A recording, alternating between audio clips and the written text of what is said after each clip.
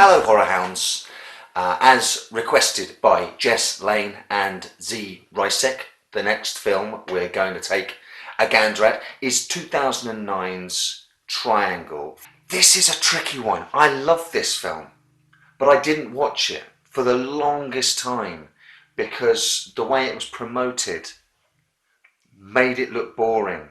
And it wasn't until I eventually relented after enough decent reviews and watched it that I realised why that was, and that the people behind the film had taken a very bold approach in advertising it, one that I respect, but one that didn't pay off because no one really went to go and see it, which was to not give away shit about the film. Here was me all this time thinking that Triangle was one thing, and when I came to watch it, discovering, as the film lets you discover it, as the film progresses, that it's something completely different. And because when I eventually got around to watching this, so for this video this will be the second time I've seen this, when I eventually got around to watching it, and it became apparent that this wasn't a slasher film. This wasn't a sort of by the numbers movie that the trailers and the posters would lead me to believe it is. You know, with our final girl, our heroine, trapped on potentially a ghost ship or something like that. I wasn't prepared for it at all.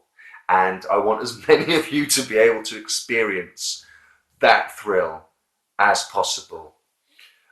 So with that in mind, the synopsis of the film, in broad strokes as it is, Melissa George plays a single mother, Jess. She goes on a boating trip with a group of friends. She sort of knows one of them tangentially. They hit a storm, they're forced to abandon ship, and they find sanctuary on board what appears to be a derelict ocean liner. Once they're on the ocean liner, it appears that someone is stalking them. The less you know about the film, the more you'll get out of it at the end, I think. This is certainly one of those films where by the end of it, not everything is spelled out for you. For some people, my girlfriend, for example, that drives her crazy. She does not like open-ended movies. Personally, I really dig them. I think Triangle does a superb job at giving you enough clues, enough possibilities that you can, by the end of the film, if you're an attentive viewer, you can come up with an explanation that suits you best. And there are a few ways that you can go with it, and you can make decent arguments for pretty much all of them. And I actually appreciate that. If you're a fan of shows like The Twilight Zone and the kind of stories that they tell, and shows like The Outer Limits, then watch Triangle. Don't find out any more about Triangle. Stick it on and watch it. And yeah, if you love The Twilight Zone, I'm going to stick my neck out and say that you'll love this movie. So if you want to stay free of spoilers, thanks for stopping by. I understand you have to go now, but take my word for it. After you've gone, check out Triangle and let me know what you thought.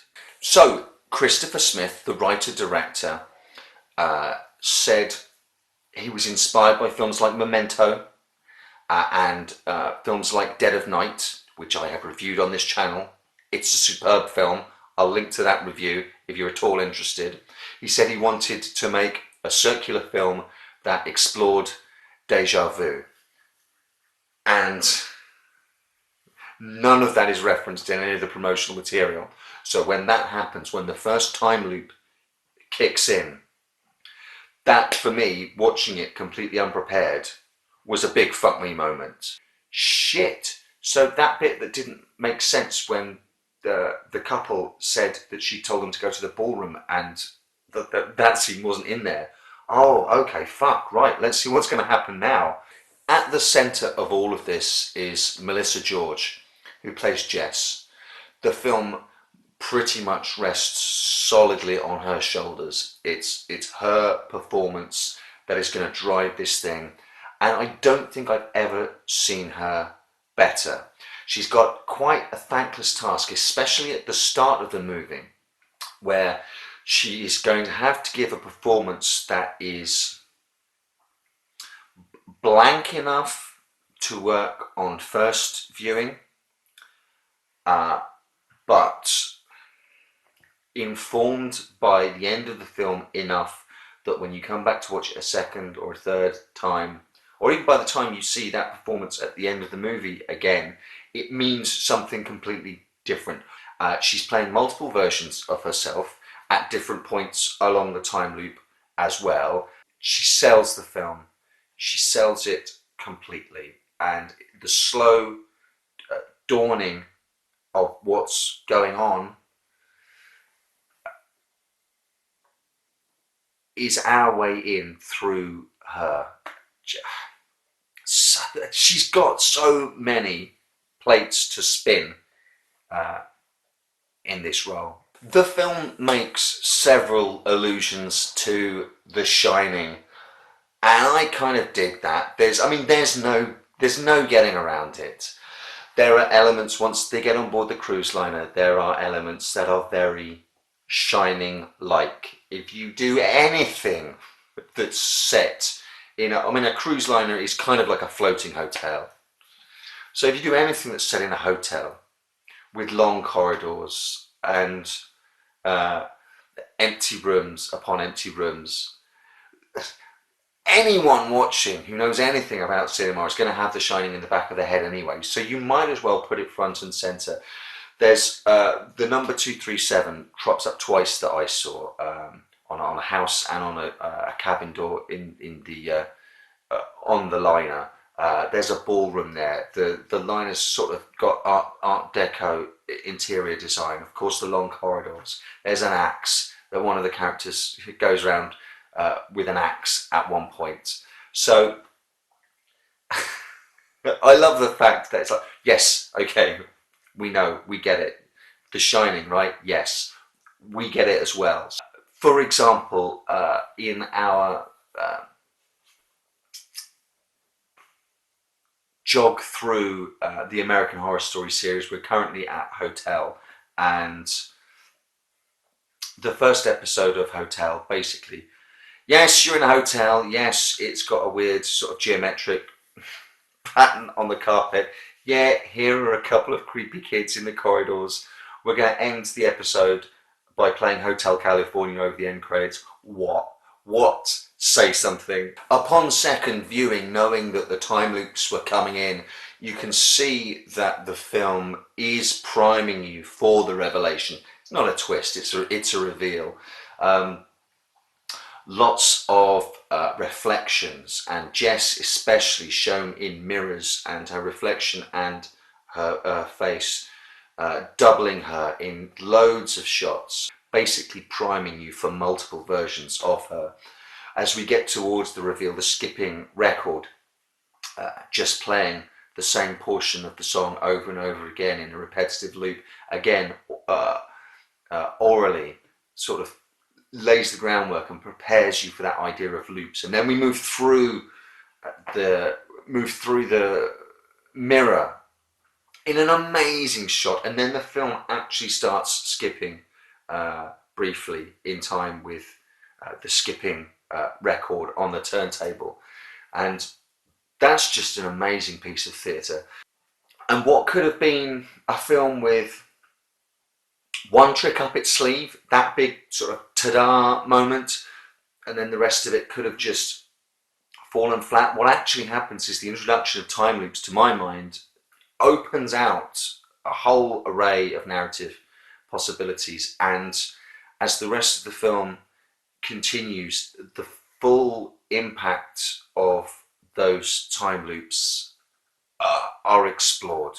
What could have been a film that, narratively speaking, blew its load right in the middle of the film, this is actually an injection of energy, and the film then that happens after that is the secret film that none of the promo told you about. Whilst technically the shot that goes through the mirror is the most impressive, all of this is building to clearly the starkest image of the movie. There must have been some people who were desperate to get this image into some of the promo, into the trailers, but it's so good. It would elicit a response from, I think, even the hardiest of genre fans, of the mortally wounded Sally, one of the group, on the upper deck, bleeding, dragging herself round a corner, and then through piles of